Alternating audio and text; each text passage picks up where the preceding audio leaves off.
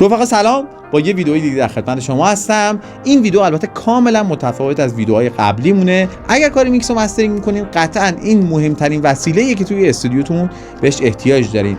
با آنباکسینگ محصول مهم کمپانی اریس، یعنی اریس E5XT که یکی از پرفروش‌ترین و البته اقتصادی ترین اسپیکر مانیتورینگ های موجود در بازار ایران هستش، با شما هستیم. پس حتما تا آخر این ویدیو و آنباکسینگ این محصول با من همراه باشید.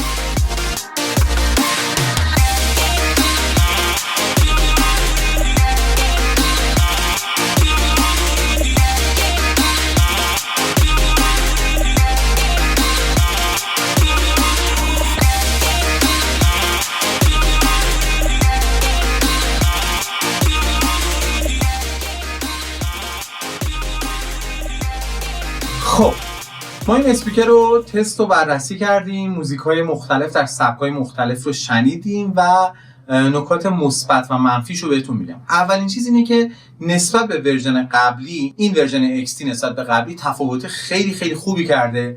در واقع میتونم بگم در محدوده لو اند خیلی فرکانس‌ها رو واقعی‌تر به گوش ما میرسونه. توی ورژن قبلی لو اند اریس خیلی پانچی و رنگ شده بود، اما توی این ورژن خیلی عمق بهتری پیدا کرده و از اون پانچ غیر عادیش کم شده. همچنین در محدوده در واقع تاپ اند و های هم یه مقدار وضعیت بهتری پیدا کرده. البته همچنان اون ویژگی تیز بودن رو داره، البته نمودارش هم زیر ویدیو الان میبینید، اما باز یه مقدار شرایط بهتری پیدا کرده و البته کالیبراسیونی که پشتش قرار داره با تنظیمی که ما الان انجام دادیم و مقایسه‌ای که کردیم، سعی کردیم داینادیوی BM5 رو به عنوان رفرنس قرار بدیم و با کم کردن مقدار های اند کالیبراسیونش وضعیت خیلی بهتر شد و مجموعاً صدای خیلی فلت‌تری پیدا کرد. یکی از دلایل اصلی این تغییرات صدایی که بهتون گفتم و بهبود نسبی که پیدا کرده، تغییراتی که توی دیزاین و طراحی این اسپیکر مانیتورینگ به وجود اومده.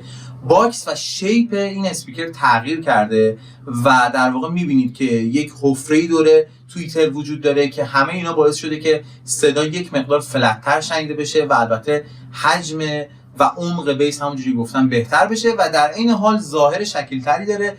یه جورایی میتونم بگم با اینکه این اسپیکر مانیتورینگ 5 اینچ هستش، اما ابعادش یه مقدار بزرگتر از 5 اینچ نشون میده و البته در نهایت اگر بخوام یک جمع‌بندی کنم اینه که این اسپیکر مانیتورینگ کاملا ارزش خرید در این محدوده قیمت داره.